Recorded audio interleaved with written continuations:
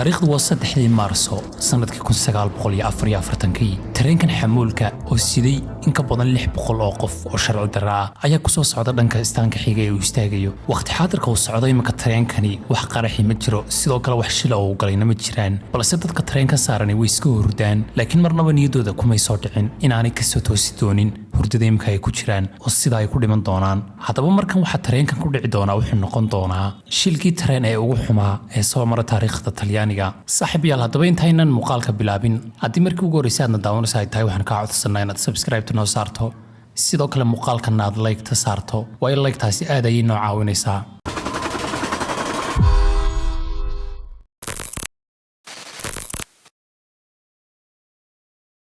dhacdada maanta bilowgeeda haddaba wuxuu ka soo bilaabmay kadib markii tareenka lambarkiisu ahaa 8,017 uu ka soo dhaqaaqay bosteejada lagu magacaabo Balvano Reggiano goor saq dhexe oo habeenimo ah waxaanu sii jeeday oo soo galay dhanka tunnel hawadu ciriiri ku tahay gudihiisa oo aan wax badan u jirin istaankii uu ka soo dhaqaaqay Balvano kaasoo dhaca koonfurta dalka Talyaaniga haddaba tareenkani markuu sidaa u galay tunnelka gudihiisa taayiradii tareenka ee birta ka samaysnaa waxay bilaabeen inay ku siibtaan wadadii tareenku marayay maadaama wadada qoyaankan ay ku reebeen roobab duufaano wata oo ka da'ay agagaarkan inkastoo shaqaalaha tareenku ay isku dayeen inay wadada ku shubaan ciid saarnayd tareenka oo loogu talagalay si loogu yareeyo qoyaanka wadada haddii ay qoydo balse tareenka marba marka ka dambaysa xawaarihiisa uu sii yaraanayay ilaa ugu dambayntii uu ka istaago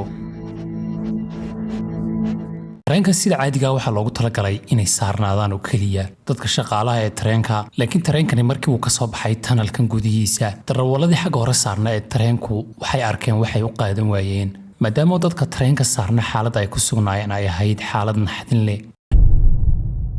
waayo marka horeba may ahayn tareen xamuul sida inuu qaado 500 qof kuwaasoo hal habeen gudahood ku dhintay gudaha tareenkan laakiin haddana dhanka kale dadka tareenka soo koray ee rakaabka ahi way ku qasbanayeen inay tareenka soo raacaan waayo taariikhdu markan waa 1944 koonfurta dalka Talyaanigana waxa culays baan iyo gumaad badan ku haya oo ka socda dagaalkii labaad ee adduunka dagaalkan oo uu horseeday hogaamiyey markaa Talyaaniga haystay Benito Mussolini isagoo dagaalkan intuu socday sidoo kale xulafo la sii ahaa naasiga Jarmalka ee Hitler laakiin wax walba way isbedeleen kadib markii Mussolini uu heshiis xabad joojina la galay xulafadii ka soo horjeeday Jarmalka markaas oo Jarmalkuna soo weeraray Talyaaniguna waqtigaas wuxuu u kala qaybsamay laba qaybood oo iyadoo dagaal adduun socdo ay Talyaaniga ka qarxeen dagaal sokeeyo oo iyaga dhexdooda ahi dhammaanba wixii khayraad ay Yurub haysatayna oo ay ku jireen cuntadii shidaalkii waxa loo adeegsanayay dhanka dagaalka adduunka halka dhanka kale gaadiidka militariga ay adeegsanayeen shacabku maadaama badanka tareenadii loogu talagalay inay shacabku isticmaalaan la duqeeyay oo ay burbureen badankoodu laakiin si aad u raacdo tareenka militariga may fududayn oo waxaad u baahnayd inaad process dheer marto sidoo kale waxa la soo goosanayay tigidho kuwaasoo xaddigoodna uu koobnaa ama dadka tareenka raaci karaya la soo yareeyay haddaba halkani waa halka ay ka soo galeen tareenada xamuulka qaada oo gaabkaas markii la adkeeyay raacidda tareenada ayay buuxiyeen halkaana waxaa ka soo baxay ganacsi kale oo suuqa madow ah kaasoo shacabku ay ka ganacsanayaan tareenada xamuulka tareenadan xamuulka badanka lama baari jirin sidoo kale mar walbana way socdeen oo waa la helayay si rasmiyana tareenkan magaca loola baxay ayaa noqday Black Market Express tareenka aynu dhacdadan kaga hadlayna laftirkiisuna sida la aaminsan yahay wuxuu ka mid ahaa tareenadaas shacabkuna tareenadan aad ayay ugu tiirsanaayeen maadaama oo ay u kala raaci jireen waddanka gudihiisa si ay u soo iibsadaan cuntada dhanka kalena ganacsatada ayaa u adeegsan jirtay si ay ganacsigooda ugu kala raraan raggii ka mas'uulka ahaa tareenada waddanka Talyaaniga way la socdeen in tareenadan dadkan ay raacaan laakiin sidaasay tahay dadka way u daayeen maadaama culays badan uu jiray oo sidoo kale dhanka kalena wax dhibaato aan weli lagala kulmin haddaba inkastoo tareenadan loogu talagalay cuntada iyo kaargooga in lagu qaado laakiin waxaa dusha iska korkori jiray boqolaal qof oo iskugu jira dumar rag iyo caruurba dadkana cadaadiska iyo buuxitaanka tareenkan may eegi jirin iyagoo wax walba uu kaga darnaa dagaalada dibadda ka socda oo gudaha tareenka ay maciin bidayeen laakiin marnaba ismay lahayn tareenka gudihiisa ayaa idinkaga darnaan doona kadib markii dhacdadan ay dhacday waayo khatarta ugu badanba waxay kala kulmayeen gudaha tareenka maadaama mashiinadii uumiga ku shaqaynaya ee tareenkani ay noloshooda galaafan doonaan ay waqtigaas dariiqyo fara badan oo tareenadu ay marayeen si buuxda koronto ugu shaqaynayeen tan oo qasab kaga dhigtay darawallada tareenada wada inay isku bedelaan iyagoo dariiqa maraya mishiinka ku shaqaynaya korontada iyagoo ku bedelaya mishiinka uumiga ku shaqaynaya sida aynu la soconnana sida ay u badan yihiin mishiinada uumiga ku shaqeeya dhuxul ayaa lagu guri jiray laakiin sidaas ay tahay maadaama ay yaraatay dhuxusha la helayay waqtigaas raggii tareenka injineerada ka ahaa waxay adeegsan jireen dhuxul kaste iyadoo mararka qaar xataa ay adeegsan jireen dhuxul tayadeeda hooseyso dhuxushan tayadeeda hooseysana qashin badan ayaa la socday oo marka loo adeegsado mishiinka tareenka waxay soo saari jirtay awoodaan sidaa usii badnayn iyo sidoo kale xaddi fara badan oo carbon monoxide ah gaasta carbon monoxide-ku sidaan la soconno waa mid bilaa ura sidoo kale aan muuqan oo welibana sun ah gaaskaasi hadduu kugu baxana waa mid aad u halis ah oo si yaroo fudud ayaa loogu dhiman karaa haddaba arrinta waxaaba sii xumeeyey dhowr toddobaad ka hor tareen ka yimid saldhig militari oo maraykanku leeyahay ayaa soo maray tanal ku yaalla isla khadka tareenka ee iminka tareenkani marayey markii tareenkani uu tanalka sidaa u soo galayna hawada ayaa ku xidhantay oo gaasti aynu hore usoo sheegnay carbon monoxide-ka ayaa ku baxay ninkii darawalka ee tareenka waday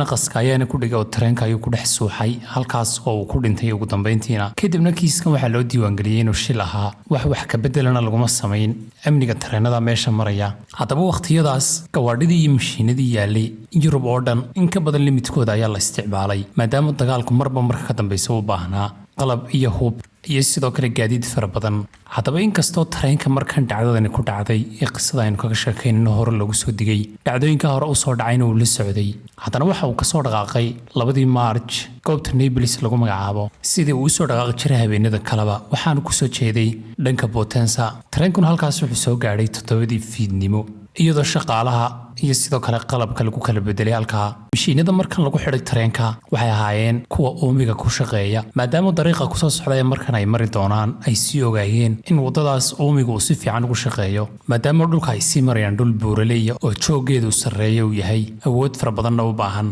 si dalcadda looga baxo oo loo maro haddaba intii uu tareenkani ku sugnaa boosteejada markan lagaga bedelay mishiinada waxaa soo koray 200 oo qof oo rakaaba oo dheeraada markii uu tegayay boosteejada xigta ee Balvanana dadka saarnaa waxay gaadhayeen dad gaadhaya 700 oo qof boosteejada Balvano train ku yara istaagay dayactir ayaana lagu yara sameeyey kadibna wuxuu isku diyaariyey safarka xiga markan tareenka waxa saarnaa haddaba uu dhaqaaqayay 47 baabuur oo xamuula miisaankooduna uu ka badnaa 500 oo tan iyadoo weliba miisaankaas aanay ku jirin rakaabku oo xamuulka tareenka saaran oo kaliya ay yihiin tareenku markan awoodii loogu talagalay in ka badan ayuu u baahan yahay si waxaanoo miisaamo uu u dhaqaajiyo qiyaastii 50 daqiiqo markuu meesha taagnaa oo la dayactirayay saacaddu markay ahayd 12 iyo 50 daqiiqo oo habeennimo ayuu ka dhaqaaqay istaankii Balvano Reggiano tareenkuna markan waxa uu bilaabay inuu fuulo dhulka buuraleyda ah laakiin culayskaas culus ee uu tareenku siday wuxuu gaadhi doonaa xawaara ugu sarreeya oo 15 km/h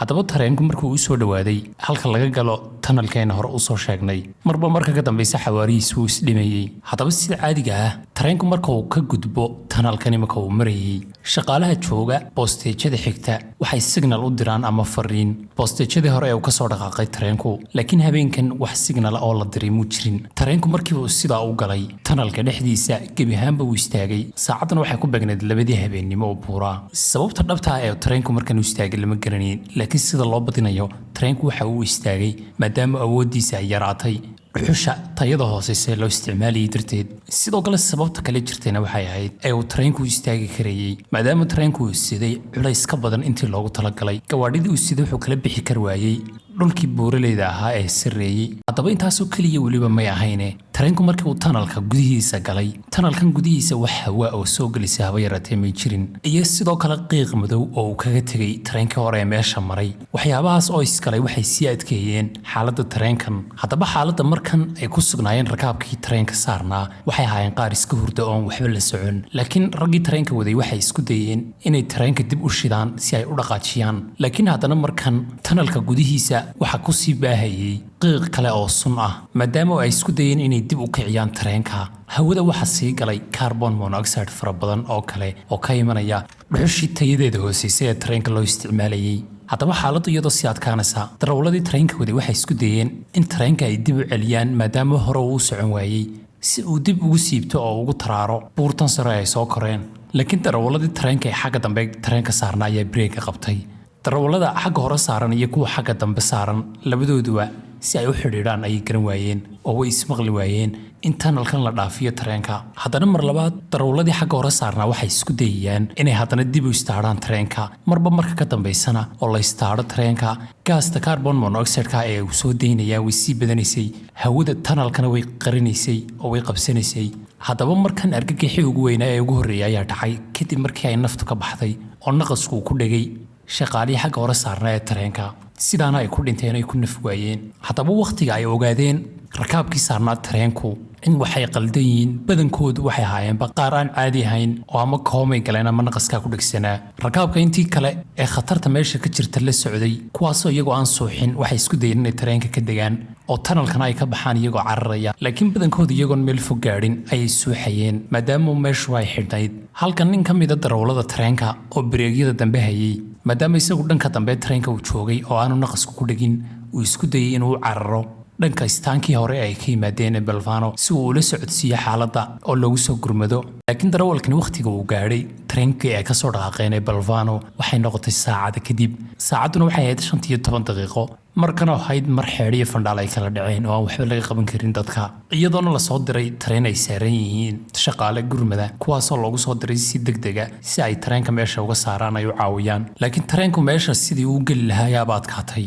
maadaama meydad fara badan oo dadkii dhintay meydadkooga ay waddadii xidheenba tareenka. dadka keliya la caawiyey meesha lagu gaadhay nafna waxay ahaayeen 40 qof oo rakaaba kuwaasoo saarnaa meelaha ugu dambeeya ee tareenka. 3 saacadood kadibna shaqaalihii lasoo diray gurmadku waxay meeshii ka soo gureen meydkii. saacadduna markan waxay ahayd 8:40 daqiiqo oo subaxnimo, markaasoo lasoo diray tiim kale kuwaasoo dib ugu celiyey tareenkii bosteejada uu ka yimid ee Belvano. tareenka markii sidaa looga soo saaray tunnelkiina shaqaaluhu waxay indhahooda ku arkeen waxay noqdeen waxay rumaysan waayeen, iyadoo markii dambena meydadkii loo soo guray dhanka bosteejadii xigtay ee Belvano kuwaasoo si safa loo taxay. dadka dhintay faamiliyadooda ayaana qofba qofkiisa ka baadhanayay meesha wixii uu ka aqoonsado. dadka la aqoonsadayna waxay noqdeen ee faamiliyadooda ay heleen 235 qof oo keliya. inta soo hadhay ee rakaabka ee saarnaa tareenku waxay ahaayeen dad masaakiina cid soo raadisay ama faamiliye soo daydaymay jirin, iyadoona halkaa loogu sameeyey 4 xabaal wadareedyo kuwaasoo lagu aasay intii soo hadhay. keliyana shaqaalihii ka shaqaynayay tareenka ayaa iyaga si fiican loo aasay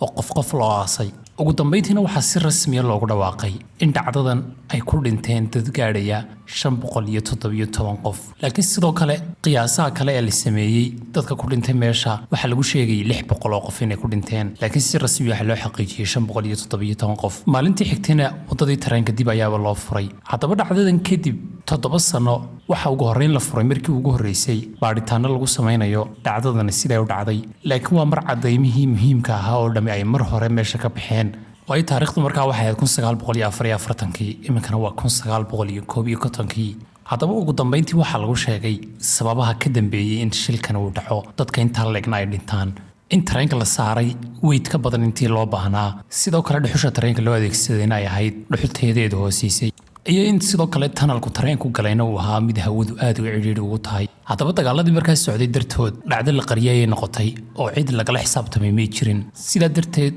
wararka dhacdadan marar dambe ayay soo baxeen oo la ogaaday, waayo xulafadii markaas ee Talyaanigu may dooneen in xaaladda ay kasii darto wararkan dadka dhintay. sidaa darteed madaxda Talyaaniga laftirkeeduna way iska fogeysay kiiskan. ilaa waqti xaadirkan imika aynu joognana dhacdadani waxay noqotay dhacdadii ugu xumayd ee tareena ee soo marta dalka Talyaaniga. haddaba saaxiibayaal, ilaa halkan haddii aad muuqaalka soo gaadhay, fadlan waxaan ka codsanayaa inaad subscribe noo saarto, sidoo kale muuqaalkan aad like saartaan. aad baad u mahadsantihiin.